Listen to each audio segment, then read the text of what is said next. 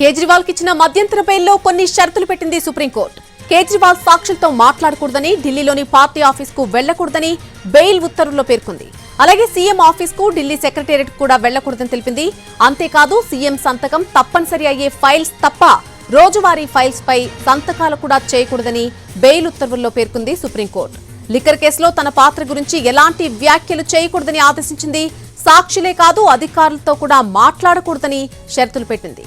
Delhi CM Arvind Kejriwal కు ఈ ఉదయం మధ్యంతర బెయిల్ మంజూరు చేసింది సుప్రీంకోర్టు. లిక్కర్ కేసులో ఈడీ తన్ను అరెస్ట్ చేయడాన్ని సవాల్ చేస్తూ సుప్రీంకోర్టును ఆశ్రయించారు ఢిల్లీ సీఎం.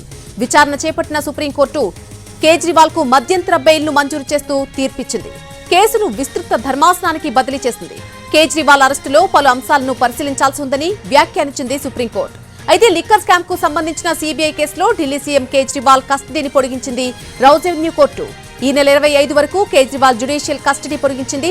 ఈడీ కేసులో కేజ్రీవాల్ కు ఈ ఉదయం సుప్రీంకోర్టు బెయిల్ మంజూరు చేసినా సరే సీబీఐ కేసులో కస్టడీ పొడిగించడంతో కేజ్రీవాల్ జైల్లోనే ఉంటున్నారు. లిక్కర్ స్కామ్ లో మార్చి 21న కేజ్రీవాల్ ను అరెస్ట్ చేశారు ఈడీ అధికారులు. లోక్సభ ఎన్నికల ప్రచారం కోసం కేజ్రీవాల్ కు సుప్రీంకోర్టు మధ్యంతర బెయిల్ ఇచ్చింది. జూన్ 2తో బెయిల్ గడువు ముగియడంతో ఆయన మళ్లీ లొంగిపోవడం జరిగింది. 90 రోజులకు పైగా నిర్బంధంలోనే ఉన్నారు ఢిల్లీ సీఎం.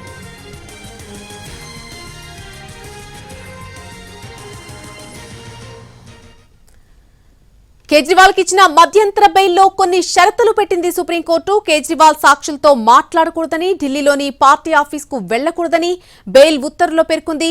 అలాగే సీఎం ఆఫీసుకు గానీ, ఢిల్లీ సెక్రటేరియట్ కూడా వెళ్లకూడదంటూ కూడా ఉత్తర్వులో పేర్కొంది.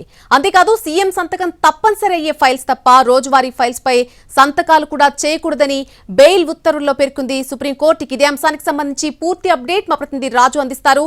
రాజు, ఇచ్చినటువంటి మధ్యంతర బెయిల్లో కొన్ని షరతులు విధించింది సుప్రీంకోర్టు. ఆ షరతులకు సంబంధించిన పూర్తి డీటెయిల్స్ ఏంటి?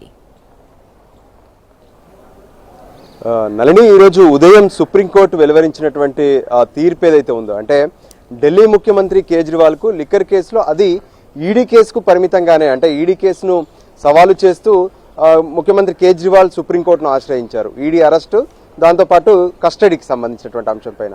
అయితే ఈ అంశంలో కేజ్రీవాల్ కు మధ్యంతర బెయిల్ ఇచ్చినటువంటి సుప్రీంకోర్టు ఆ అరెస్టుకు సంబంధించినటువంటి వ్యవహారం కావచ్చు, ఆ తర్వాత పిఎంఎల్ఏ చట్టంలో ఉన్నటువంటి 1945 సెక్షన్లకు సంబంధించినటువంటి అంశం పైన పూర్తిగా పరిశీలించేందుకు విస్తృత ధర్మాసనానికి ఈ కేసును బదిలీ చేస్తున్నామని కూడా చెప్పారు.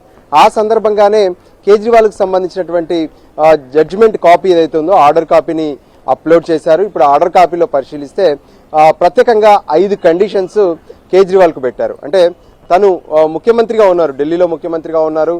సో కీలక వ్యవహారాల్లో జోక్యం చేసుకునే అవకాశం ఉంది. అయితే అవకాశాలన్నింటినీ కూడా తగ్గించినట్టుగా తెలుస్తుంది. ఎందుకంటే ఇప్పుడు ఇచ్చింది మధ్యంతర బెయిల్ మాత్రమే. ఈ కేసుకు సంబంధించినటువంటి వ్యవహారంలో 90 రోజులు ఇప్పటికే జైల్లో ఉన్నారు కాబట్టి దీనికి మధ్యంతర బెయిల్ మాత్రమే ఇస్తున్నామని చెప్పారు. సో దానికి అనుగుణంగా తను ముఖ్యమంత్రిగా ఫైల్స్ పైన సంతకాలు చేసేటటువంటి విషయంలో రిస్ట్రిక్షన్స్ పెట్టారు. అసలు ఏ ఫైల్స్ పైన కూడా సంతకాలు చేయొద్దు, సో ఖచ్చితంగా ముఖ్యమంత్రి సంతకం చేయాల్సినదే అని చెప్పి ఉంటే మాత్రం అక్కడ మాత్రం సైన్ చేయొచ్చు అని చెప్పారు. ఇక దాంతోపాటు లిక్కర్ కేసుకు సంబంధించినటువంటి వ్యవహారం పైన ఎక్కడా కూడా మాట్లాడొద్దని చెప్పారు. లిక్కర్ కేసులో ఎవరైతే ఇప్పటి వరకు నిందితులుగా కానీ, సాక్షులుగా కానీ, లేదంటే అధికారులు కూడా ఉంటారు, సో వాళ్ళతో ఎక్కడ కూడా మాట్లాడొద్దు. ప్రత్యేకంగా ఈ లిక్కర్ కేసుకు సంబంధించి, అంటే ఏదైతే ఎక్సైజ్ శాఖకు సంబంధించినటువంటి ఫైల్స్ కూడా చూడొద్దని చెప్పారు. 50,000 పూచికత్తుతో ఈ ఈడీ కేసులో కేజ్రీవాల్కు బెయిల్ ఇచ్చింది. అయితే కేజ్రీవాల్కు బెయిల్ వచ్చింది కానీ తను ఇంకా తిహార్ జైల్లోనే ఉన్నారు. ఎందుకంటే ఢిల్లీ లిక్కర్ కేసుకు సంబంధించినటువంటి వ్యవహారాన్ని ఎన్ఫోర్స్మెంట్ డైరెక్టరేట్, అంటే ఈడీతో పాటు సిబిఐ కూడా విచారణ జరుగుతుంది. ఎప్పుడైతే గత నెల సిబిఐ కేజ్రీవాల్ను అరెస్ట్ చేసిందో ఆ కేసుకు సంబంధించినటువంటి విచారణ కొనసాగుతూనే ఉంది. సిబిఐ దాఖలు చేసినటువంటి ఛార్జ్ షీట్ను కూడా ఇప్పటికే దీనిపైన విచారణ జరుగుతున్నటువంటి పరిస్థితి ఉంది. సో ఈ నేపథ్యంలోనే కేజ్రీవాల్ ముందు ట్రయల్ కోర్టులో సిబిఐకి సంబంధించినటువంటి బెయిల్ కోసం ప్రయత్నాలు చేశారు. అక్కడ రిజెక్ట్ చేయడంతో దాన్ని ప్రస్తుతం ఢిల్లీ హైకోర్టులో కూడా పిటిషన్ వేశారు. దానికి సంబంధించి జూలై 17వ తేదీన విచారణ జరగబోతుంది. సో విచారణ తర్వాత సిబిఐ కేసులో కనుక బెయిల్ వస్తే కేజ్రీవాల్ అప్పుడు 2 కేసుల్లో బెయిల్ వస్తుంది కాబట్టి అప్పుడు తిహార్ జైలు నుంచి బయటకు వస్తారు. లేదంటే ఖచ్చితంగా తిహార్ జైల్లోనే ఉండాల్సినటువంటి పరిస్థితి ఉంటుంది. సో ఓవరాల్గా కేజ్రీవాల్ ఒకవేళ ఈడీ కేసు, సిబిఐ కేసుల్లో 2 కేసుల్లో బెయిల్ వచ్చి బయటకు వస్తే మాత్రం ఇప్పుడు చెప్పినటువంటి కండిషన్స్ అన్నీ కూడా ఆయన ఫాలో కావాల్సి ఉంటుంది. ఇక మరొక అంశాన్ని కూడా పెట్టారు.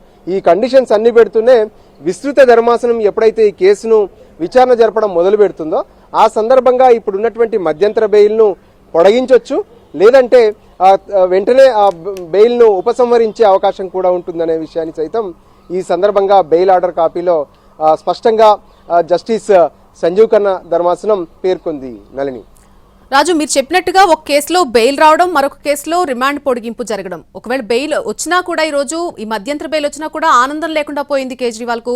సో ఆయన ముందున్నటువంటి ఇమ్మీడియట్ ఆప్షన్స్ ఏంటి? ఎస్, ఇప్పుడు ఖచ్చితంగా చెప్పాలంటే ఈడీ కేసులో కేజ్రీవాల్కి బెయిల్ వచ్చింది. సో సిబిఐ కేసులో బెయిల్ రావాలి. ఆ బెయిల్ వచ్చినప్పుడే రెండిట్లో బెయిల్ వస్తుంది, ఆ తర్వాత బయటికి వచ్చేందుకు అవకాశం ఉంది.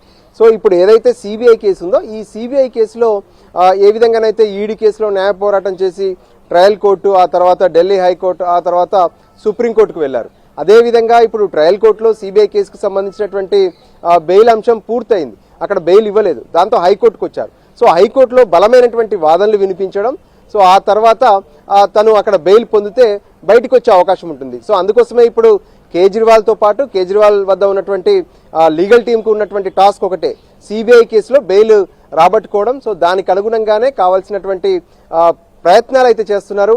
న్యాయ నిపుణులంతా కూడా చర్చించి ఎటువంటి అంశాలపైన ఢిల్లీ హైకోర్టులో జరిగేటటువంటి వాదనలు వినిపించాలనే దాని మీద ప్రత్యేకంగా కసరత్తు కూడా చేస్తున్నారు. దానికి సంబంధించి 17వ తేదీన విచారణ జరగబోతుంది. 17వ తేదీన ఈ సిబిఐ బెయిల్కి సంబంధించినటువంటి క్లారిటీ వచ్చే అవకాశం అయితే స్పష్టంగా